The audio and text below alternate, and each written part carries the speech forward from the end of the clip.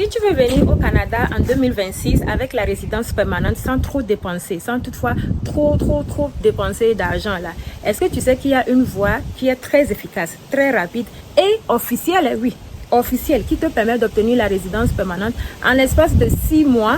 Est-ce que tu sais ça? Alors cette voie, c'est l'entrée express. Mais malheureusement, beaucoup de personnes échouent ou perdent leur temps parce qu'ils ne comprennent pas le processus.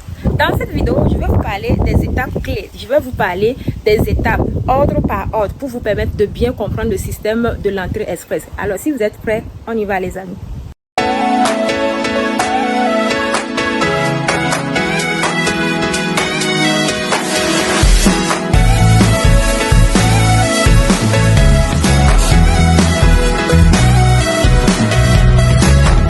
Coucou tout le monde, bienvenue une fois encore sur ma chaîne YouTube et si vous tombez pour la première fois sur moi, n'oubliez pas de vous abonner, liker et partager la vidéo. Il faut savoir qu'ici, on parle de tout ce qui est immigration au Canada. Je vous partage les dernières informations, je vous partage les nouvelles sur l'immigration ici au Canada.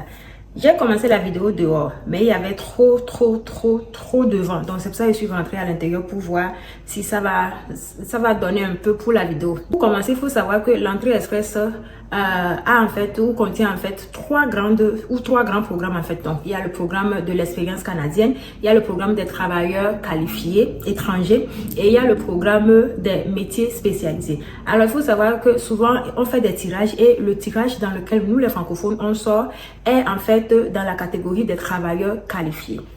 Alors pour commencer, il faut savoir ou il faut d'abord vérifier si vous êtes admissible à l'un de ces programmes. La plupart du temps, ça va être le programme des travailleurs qualifiés. Il faut d'abord vérifier si vous êtes admissible à ce programme-là. Et pour commencer, j'aimerais vous dire en fait que l'entrée express, avec toutes les réformes qui se préparent et tout, toutes les informations que vous aurez écoutées, que vous aurez eues sur l'entrée express, je suis là pour vous dire en fait, c'est une bonne nouvelle, hein. Je suis là pour vous dire qu'on ne va pas encore fermer l'entrée express, on ne va pas suspendre l'entrée express, c'est parti pour fin 2027. Oui, les réformes, tout ce que vous avez rempli la dernière fois là, je vous avais donné en fait un formulaire à remplir sur le site officiel de l'immigration au Canada. Il faut savoir qu'ils ont pris ça en compte et que c'est parti en fait pour 2027. Que les réformes même vont être prises en compte, ok? Donc, ils vont pas encore sortir le nouveau système pour le moment. Du coup, ceux qui connaissent l'entrée express, si vous êtes éligible, faites-le maintenant. Alors, on va continuer. Première étape pour créer votre profil ou pour participer au programme des travailleurs qualifiés dans l'entrée express, ça va être de vérifier votre admissibilité. N'oubliez pas, vérifier son admissibilité, ça prend en compte votre âge, votre niveau d'études, votre expérience de travail, votre test de langue et tout. Vous comprenez? Donc, première chose à faire, c'est vérifier votre admissibilité. Je vais vous laisser le lien dans la description, dans la barre de description pour que vous puissiez faire votre admissibilité vous-même. On va passer à la deuxième étape, chers amis. Alors, pour la deuxième étape, ça sera l'équivalence ou l'évaluation de vos diplômes.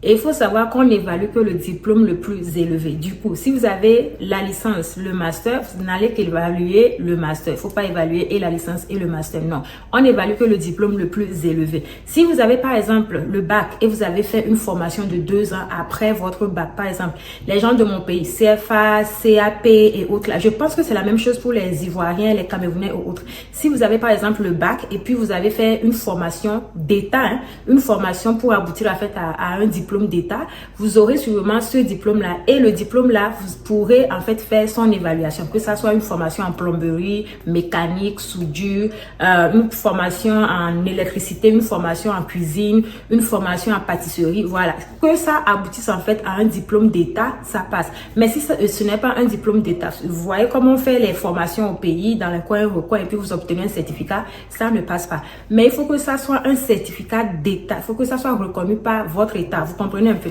Donc, si vous obtenez ce diplôme-là, genre le BTS, le BT, la licence, master, doctorat et tous les diplômes dont je viens de vous parler, vous obtenez ça comme ce sont des diplômes que vous avez obtenus hors du Canada. Ce n'est pas un diplôme que vous avez obtenu au Canada. Vous devez impérativement faire l'équivalence. Je sais, vous allez souvent entendre les gens vous dire il faut faire le test de langue. Moi, je vous conseille de faire l'équivalence d'abord parce que l'équivalence de diplôme peut prendre 5 mois, 6 mois. Alors que votre test de langue, c'est la durée de validité, en fait, c'est 2 ans. Et ça sort, en fait, les résultats du test sortent à peine 2 semaines après. Hein. Donc, c'est pas la peine de faire le test de langue premièrement. Donc, faites l'équivalence de diplôme sur West. Je vais aussi vous laisser le lien dans la barre de description. Allez suivre la vidéo. J'ai déjà fait une vidéo sur ça. allez suivre la vidéo, faites l'équivalence de diplôme vous-même. Depuis que je parle là, vous allez comprendre en fait que tout ce que je dis là, c'est gratuit. Hein. Vous allez faire ça vous-même. Vous payez seulement les frais d'équivalence de diplôme sur le site de West. Mais jusqu'à présent, vous n'avez pas encore dépensé d'argent. Vous n'avez pas encore donné de sous à un avocat ou à un agent d'immigration ou à une agence de voyage. Vous comprenez? Donc, on va passer à la troisième étape. Alors, la troisième étape, ce n'est rien d'autre que le test de langue. Vous allez passer un test de langue. Donc, ce que vous devez faire, c'est de vous préparer avant de passer le test de français. Et on a 2 tests de français. Il y a le TCF Canada et le TEF Canada. Donc, si vous parlez passer en fait, ou si vous voulez faire, si c'est pour l'entrée express, je vous conseille fortement le TCF Canada. Parce que les amis, le TEF Canada, c'est académique. C'est un peu plus fort. C'est un peu plus chaud là-bas. Donc, si vous ne réussissez même pas le TCF là, c'est pas la peine d'aller vers le TEF. Donc, il vous faudra faire un test de langue qui est le TCF Canada. Alors, chers amis, avant d'aller à la 4e étape, j'ai 2 informations à vous passer. Première information, ça concerne le TCF. Il faut savoir que le système de l'entrée express, c'est un système qui est basé sur le pointage. Donc, à chaque information que vous allez donner, ils vont vous donner des points. Donc, plus vous obtenez un bon score en TCF, plus vous obtenez beaucoup de points dans le bassin de l'entrée express. Donc, souvent, normalement, c'est demandé d'obtenir en fait le niveau minimum, le minimum qui est le B2 dans le test de langue TCF Canada. Mais si vous obtenez C1 qui est avancé, C1, C2, vous obtenez ça, vous donnez la chance en fait d'augmenter votre score dans le bassin de l'entrée express. Alors, faites bien votre TCF. Préparez-vous avant d'aller passer le TCF. Préparez-vous. C'est très, très, très important. Il ne suffit pas de parler le français et de dire que je vais passer mon test de français. Préparez-vous les amis, préparez-vous, allez suivre des formations dans les centres de formation de TCF et tout ça, préparez-vous énormément. Alors deuxième information, ça concerne les vidéos que je dois normalement faire sur les programmes provinciaux dont je vous ai parlé la dernière fois. Il faut savoir que les provinces sont en train d'actualiser en fait leur programme et il faut savoir qu'il y en a qui finissent ou qui suppriment carrément leur programme. Du coup, j'ai préféré attendre qu'ils finissent avec tout ça avant de venir vous présenter les programmes. Il faut savoir que l'Ontario, je vis dans la province de l'Ontario. L'Ontario a déjà supprimé ses programmes. Je ne sais pas pourquoi, mais ils ont décidé de supprimer leur programme. Du coup, pour l'Ontario, on ne va plus faire de vidéos sur l'Ontario. On verra, c'est supprimé temporairement, hein. On verra pour les autres programmes. Donc, je préfère attendre qu'ils finissent avec tout avant de venir vous présenter ces programmes-là. Alors, on va passer à la 4e étape de notre entrée express, du système de l'entrée express, qui est en fait votre expérience de travail. Il faut que vous ayez une expérience de travail de minimum 1 an. Minimum 1 an, qui doit être en fait un travail qualifié et vous devez avoir une attestation de travail pour ça. Et donc, vous devez être déclaré aussi à la Caisse nationale de sécurité de chez vous. Donc, vous devez payer vos impôts et taxes en fait sur le travail là que vous faites ou que vous avez fait, sur l'expérience là que vous avez obtenue, ok? Parce que si vous n'êtes pas déclaré, c'est un peu compliqué en fait à l'immigration ici de vous donner votre visa. Parce qu'ils ne comprennent pas en fait comment est-ce que vous pouvez travailler et ne pas payer les taxes. Parce que ici, c'est un truc, en fait, c'est le BAB, en fait. Vous comprenez un peu. Donc, vous devez être dans un domaine qualifié. Vous devez avoir une expérience qualifiée. Donc, ceux qui sont dans les métiers spécialisés, soudure, électricité, maçon, mécanique, industriel et tout ça, vous êtes qualifiés. Ceux qui sont dans l'enseignement sont qualifiés. Dans l'éducation, les comptables et tout. Vous êtes gestion, management, vous êtes qualifiés. Maintenant, c'est seulement la couture et la coiffure. Ce sont ces trucs-là qui ne sont pas qualifiés pour le moment. Et la cuisine aussi est toujours qualifiée dans certains programmes, dans certaines provinces, s'il vous plaît. Et voilà. Donc, il faut avoir une expérience qualifiée. Maintenant, 5e étape là, c'est le moment maintenant de créer votre profil.